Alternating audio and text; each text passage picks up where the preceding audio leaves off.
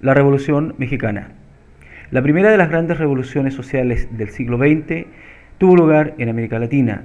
México estaba bajo el férreo control del dictador Porfirio Díaz, y aunque su política económica favoreció el progreso comercial y la producción mexicana, los beneficios se repartían entre los miembros de una oligarquía excluyente. En 1910, el 85% de la tierra mexicana le pertenecía al 1% de la población. Los campesinos se quedaron sin tierras y sin trabajo, sufrían a diario los efectos del hambre y la pobreza. Luego de más de 30 años en el poder, Díaz hizo un simulacro de apertura democrática llamando a elecciones. Surgió un dirigente poderoso, Francisco Madero, que simpatizaba con la causa de la reforma agraria, contaba con el apoyo del campesino y postulaba el principio de la no reelección. Madero fue encarcelado y Díaz obtuvo una victoria electoral por la vía del fraude. Las protestas y la insurrección campesina no le permitieron al dictador mantenerse en el poder y optó por exiliarse en Francia. Las esperanzas de la mayoría de los mexicanos estaban cifradas en Madero, pero se vieron frustradas por la incapacidad de imponer el orden social. Su asesinato en 1913 fue detonante que sacudió al país, desatando un torrente de pasiones y cruentas luchas por el poder. De los ejércitos campesinos surgieron grandes líderes como Francisco Pancho Villa y Emiliano Zapata, que se hicieron famosos por sus hazañas. En 1920, México recuperó su estabilidad política y social con el gobierno de Álvaro Obregón. Hacia la primera década del siglo XX, se había extendido por el país una evidente inconformidad en contra del gobierno de Porfirio Díaz. Su régimen había dejado de lado temas fundamentales para México, como el ejercicio de la democracia y la justicia social. Revolución Mexicana. En 1908, Porfirio Díaz expresó que al concluir su periodo presidencial, se retiraría del poder porque consideraba que México ya estaba listo para la democracia. Sus declaraciones desataron una importante efervescencia política en todo el país. En su libro La sucesión presidencial en 1910, Francisco I. Madero planteó la necesidad de un cambio pacífico y democrático. A partir de 1909, comenzó a recorrer la República con un lema que arraigó en la conciencia cívica: sufragio efectivo, no reelección.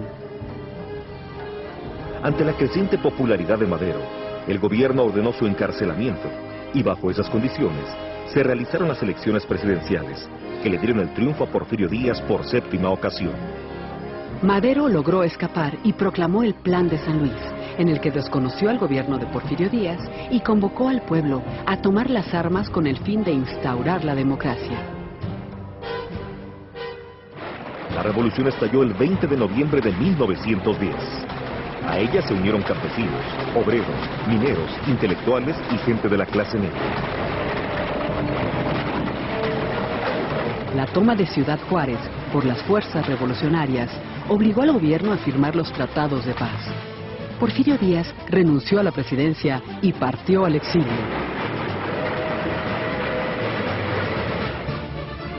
Madero hizo su entrada triunfal a la Ciudad de México.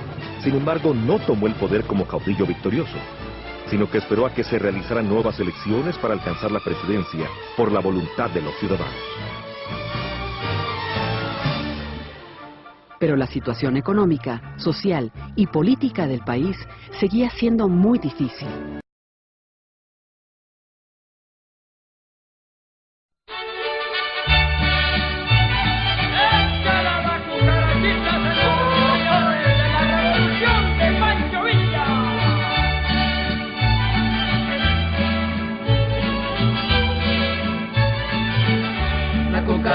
La cucaracha ya no puede caminar, porque no tiene, porque le falta marihuana que fumar. La cucaracha ya no puede caminar, porque no tiene, porque le falta marihuana que fumar. La maldita cucaracha es un animal muy necio, que anda metiendo la pata en la guerra y el comercio.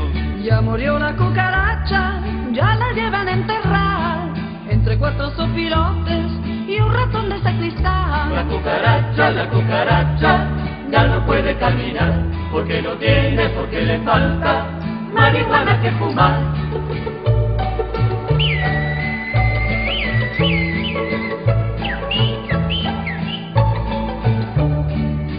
las barbas de Carranza voy a hacer una toquilla pa' ponérsela al sombrero de su cuate Pancho Villa.